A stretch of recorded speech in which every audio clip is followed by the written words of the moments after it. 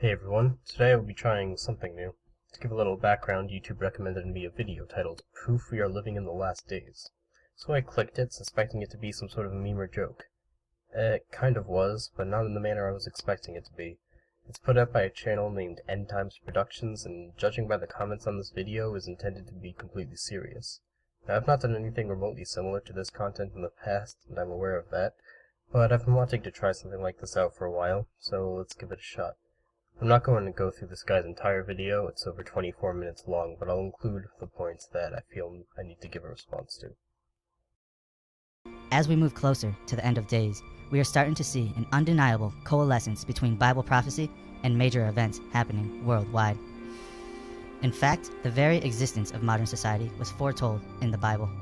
Everything from iPhones and internet, to wars, rumors of wars, earthquakes, tsunamis, pestilence, riots, revolutions, civil wars, terrorism, economic collapse, meteors, blood moons, eclipses, climate change, inequality, greed, cannibalism, vampirism, DNA editing, transhumanism, the sexualization of society, and the list goes on.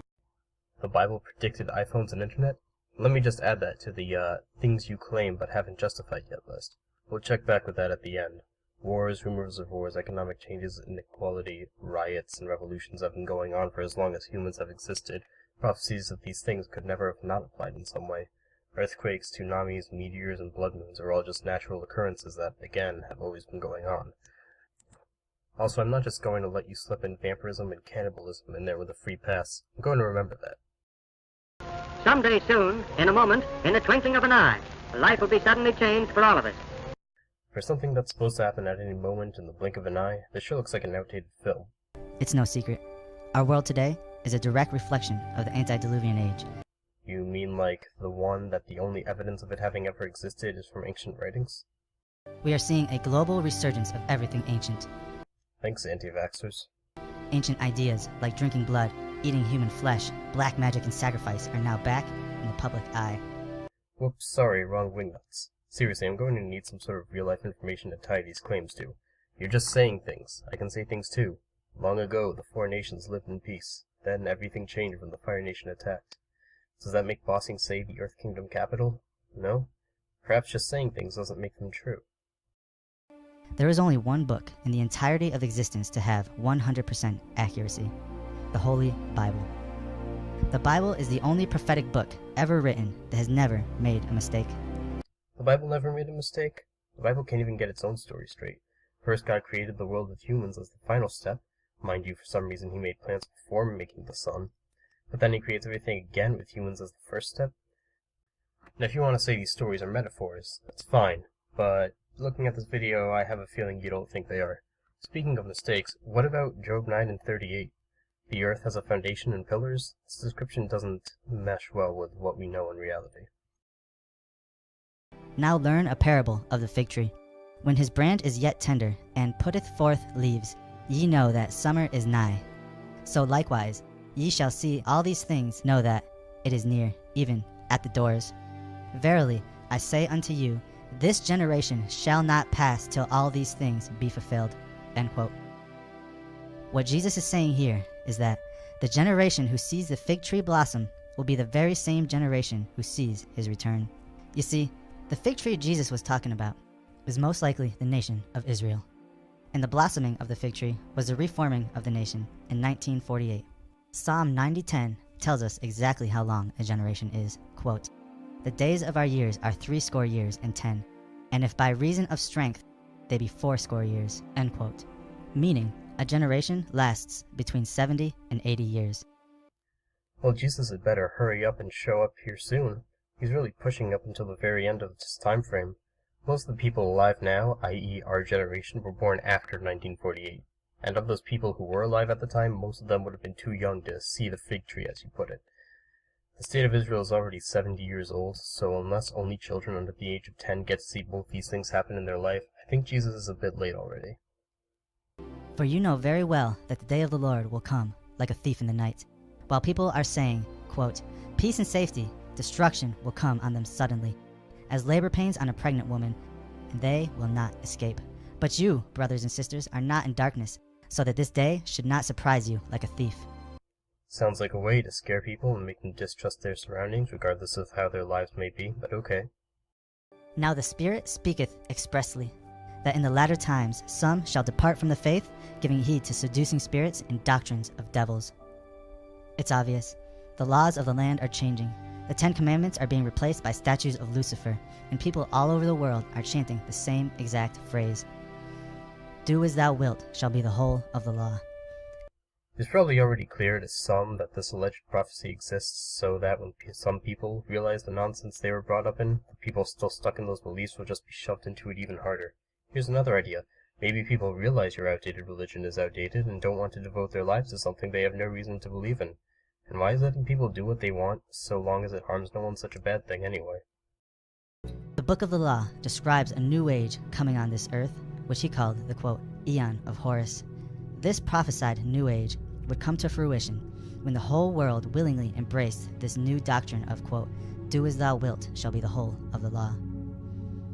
And that's exactly where we are today. Crowley's Book of the Law was written by demons. Every single word in that book came from a demon's mouth, and yet it has become the prevailing mindset of this new age we are currently living in.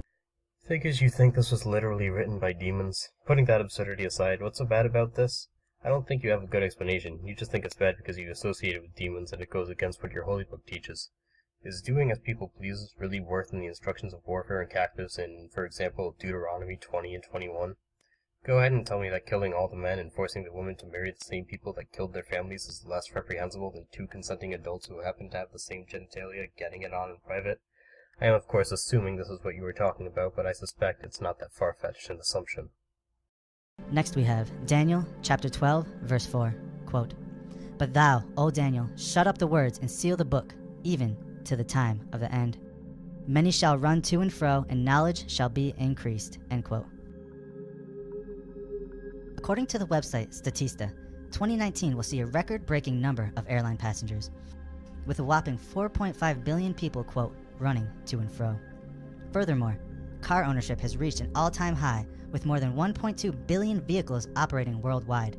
It's become obvious that this is the time Daniel is talking about. Yes, as people become more technologically advanced, we do more traveling, and technological advancement has been a trend ever since we learned how to harness fire. People going to and fro will be more true for every year than the one before it. This is a prophecy that could never not be true, making it useless. And knowledge shall be increased. It's undeniable. The invention of the internet, smartphones, and Wi-Fi have dramatically changed the world over the past 10 years. The combined knowledge of human history is now readily available on the internet for the whole world to see. Is this what you meant when you said the Bible predicted the internet? That one statement that knowledge will be increased? Come on, I don't have to tell you how ridiculous that is, right? Knowledge of people has always been increasing, just like our technology has. It's a persistent trend. I really think it's absurd you think such a vague statement that is practically guaranteed to always be true refers specifically to what we have now. At least we can agree to more access to knowledge is a good thing, right? The increase of knowledge has now hit an apex, and it's all downhill from here. With the increase of knowledge came the decrease of intelligence that we are currently experiencing today. Boy! And then shall many be offended, and shall betray one another, and shall hate one another. I'm sure you all are aware of the current social situation we find ourselves in. We cannot even say certain words anymore for fear of offending the wrong person and being ostracized as a result. Hatred and betrayal have become normalized at this point. It's more American than apple pie and baseball. You realize your own holy book has brutal execution for working on the wrong day, ostracization for eating the wrong food, and requiring human sacrifice to appease a war god, right? Compared to that, people asking that you use respectful diction seems like a pretty acceptable way for things to go. The majority of people have become self-serving, money-hungry opportunists who would gladly throw you under the bus in order to get themselves ahead. They have an open hatred for anything they deem, quote, offensive. Well, yes, people are self-serving. Are you implying there was a time when they weren't? Or maybe you're referring to the throwing you under the bus bit, which you say but don't give any examples or evidence of. Add that to the list. And many false prophets shall rise and deceive many. The Greek word used for false prophets is this, pseudo-prophetes, and it can be translated to, quote, religious impostor. Religious impostor. This one should be obvious to a lot of you. In this day and age, it seems like the majority of them are religious imposters, telling people everything they want to hear in order to maximize their portfolios. Not only that, the Pope, who is supposed to be the head of the world's largest religion, sits on his throne surrounded by spirits from the pit. Now, I don't care for televangelists as much as the next guy, but what is this about the Pope? I guess I'll add Demon Pope to the list. And because iniquity shall abound, the love of many shall wax cold. Iniquity is anything that violates God's laws or commandments, and at this point, that's pretty much everything. Anything that violates God's laws, eh? So eating shellfish should apply, wearing mixed fabric, not executing sorcerers. I'm not kidding, by the way, that's an actual commandment in the Bible, in Exodus. But I guess you can overlook the iniquities you don't think are icky enough to make a big deal over. They keep pushing the envelope. It's everywhere. All over our TVs, in almost every song, and plastered all over the internet. Billions of people now have unbridled access to the most disgusting materials this world has ever produced. Common courtesy has all but disappeared, and the term Good Samaritan has become a thing of the past. This is the new normal in all major cities across the world. Disgusting material like not executing homosexuals according to the Bible, right? Or not literally stoning people to death for having sex with a magical piece of paper first. Disgusting! Common decency really has gone out the window. This know also, that in the last days perilous times shall come. For men shall be lovers of their own selves, covetous, boasters, proud, blasphemers, disobedient to parents, unthankful, unholy, without natural affection, truce breakers, false accusers, incontinent, fierce, despisers of those that are good, traitors, heady, high-minded, lovers of pleasure more than lovers of God. This is another one of those always true prophecies. There will always be people who are too selfish, disobey their parents, do whatever else you listed here, so what? 2 Peter chapter 3, verse 3. Knowing this first, that there shall come in the last days scoffers, walking after their own lusts. Scoffers. With an estimated 78 million millennials in America, 80 to 85% of them have an open disdain for Christianity and make it their mission to try and criminalize our belief systems by claiming hatred and oppression. Christian values are being systematically snuffed out or replaced with the, quote, do as thou will mindset. I can't believe so many people don't want to follow a belief system that requires a rape victim to marry her attacker and never be divorced. That's so clearly morally superior than letting people act freely within the bounds of doing no one harm. And exactly what criminalization of your belief systems are you referring to? Judging by your accent, I'd assume you're from the US. I am too. Every single one of our presidents has been Christian, and a similar trend is true for other government officers. The US greatly values freedom of religion, and no one with any power is trying to criminalize any beliefs. I have a feeling you're upset because you aren't legally allowed to practice actions informed by the bigoted beliefs your religion fosters. Do not try to make it seem like an infringement on your rights that you have to deal with the fact that other people can live how they please. Perhaps you're thinking of a certain scenario involving retail and service/denial of service. Well, imagine if someone in the US denied service to all black people and claimed a religious justification for it. Would that fly? I'd say not, and I'm guessing you may be thinking of an awfully similar case. Substitute a few words. Walking after their own lusts. According to WebRoot, the quote, amount of pornographic material available on the web is staggering. Every single second, 28,258 users are watching pornography on the internet. Every single day, 2.5 billion emails containing porn are sent or received. People walking after their own lusts has become a new normal, and people are now encouraged to explore their own sexuality. Is this a Poe? Why is exploring your sexuality bad? Why is porn bad? Jacking it to a video is bad, but raping a woman and forcing her to be your wife for the rest of her life is okay? You really are a special little boy. I skipped a minute of him rambling about... I'm not even sure what. Actually, he just lists a bunch of things without giving even the slightest explanation of what he's talking about, in such a so-what manner I can't even add it to the list. Let's see what else he has to say. There are hundreds more prophecies pertaining to the end of days, but for time's sake, we're just going to go over one more, and this one comes directly from Jesus Christ himself. Quote, and ye shall hear of wars and rumors of wars. See that ye be not troubled, for all these things must come to pass, but the end is not yet. For nation shall rise against nation, kingdom against kingdom, and there shall be famines and pestilences and earthquakes in diverse places. All these things are the beginning of sorrows. It's no secret. There have been wars and rumors of wars occurring since the beginning of time. Good job, you just debunked your own argument. However, historical events pale in comparison to what is currently happening around the world. With World War III getting ready to kick off at any second, all the nations of the world are taking a war stance. I'm gonna have to say no.